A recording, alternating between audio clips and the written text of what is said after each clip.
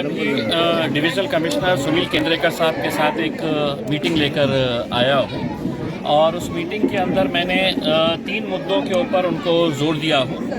एक तो ये है कि आमखास मैदान के ऊपर जो स्टेडियम बनाने की हमारी जो बात चल रही है उसके ताल्लुक से सुनील केंद्रेकर साहब ने पूरे गवर्नमेंट डिपार्टमेंट्स के डॉक्यूमेंट्स देखे, उन्होंने मीटिंग लिए है।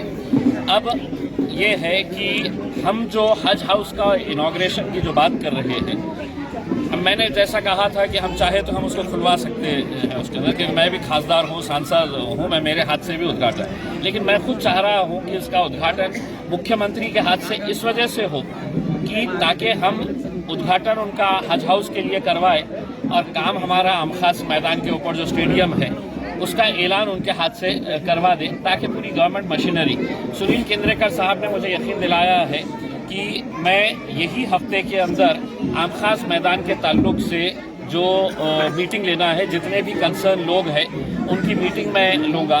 दूसरा काम मैंने उनको जो बताया है कि जालना रोड के ऊपर जो हमारा 400 बेड का हॉस्पिटल चल रहा है वो अभी कंप्लीशन होना चाहिए था, वो मुकम्मल हो जाना चाहिए था, लेकिन अभी 50% काम ही हुआ है। और पता ये चला है कि इसके जो कंसर्न मिनिस्टर जो है उन्होंने फाइल दबा के रखे हुए हैं। अब जब मिनिस्टर फाइल दबा के रखता है तो आपको समझ जाना चाहिए उसके फाइल दबाने का मकसद क्या होता है करके। तो उसके ताल्लुक से भी मीटिंग अगले 2-4 दिनों के अंदर कमिश्नर साहब लेने वाले हैं। तीसरा, हम जो सिद्धार्थ गार्डन के अंदर का जो जू हम शिफ्ट कर रहे हैं पड़े गाँव में, वो उसका काम भी बहुत धीमी गति से चल रहा है। तो ये 3 कामों के सिलसिले के अंदर हमने बात किए हैं। साथ ही साथ वहाँ पर बैठकर हमने अब्दुल सत्तार साहब से बात किए हैं कि आप सीएम का टाइम लीजिएगा, हज हाउस का इनॉग्रेशन करवाइएगा और ये जो आमखास मैदान को हम स्टेडियम बनाने का हमारी जो कोशिश है उसके ताल्लुक से डिविजनल कमिश्नर साहब के साथ चर्चा करके उसका रास्ता कितना, मैंने कहा है कि इसके लिए हम पैसा नहीं मांग रहे हैं। जितना भी आमखास मैदान के लिए, स्टेडियम के लिए पैसे की ज़रूरत रहेगी, केंद्र सरकार से लाने की जिम्मेदारी मेरी रहेगी। मैं लेकर आऊँगा पैसा, आप सिर्फ है तो हमको पेपर क्लियर करवा के दे दीजिएगा।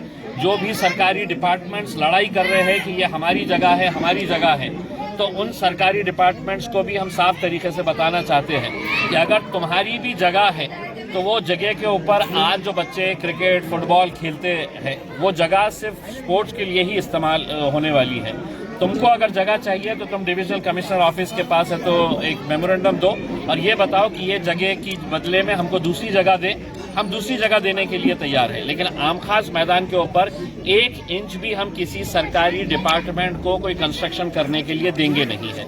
वो मैदान बच्चों के लिए है, खेलने के लिए, और वहाँ पर इंशाल्लाह एक भव्य स्टेडियम बनाने का जो मेरा ख्वाब है इंशाल्लाह उसको हम तामीर करेंगे। सर एक आखिरी सवाल सर 2024 तक सर इंशाल्लाह ये हज हाउस तामीर मतलब खुल जाएगा सर, ऐसा लगता सर आपको? आने वाले तो अभी फिलहाल मैंने सत्तार भाई के साथ बात किया हूँ, मैंने भी बात किया हूँ और कमिश्नर साहब ने भी बात किए हैं।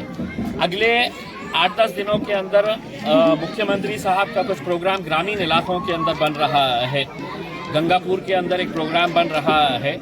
तो हमने ये उनसे कहा है कि जब आपका ग्रामीण का प्रोग्राम बन रहा है तो उसी वक्त में है तो आप हज हाउस का भी उद्घाटन कर लेकर आने वाले हज को उसका फायदा मिलेगा।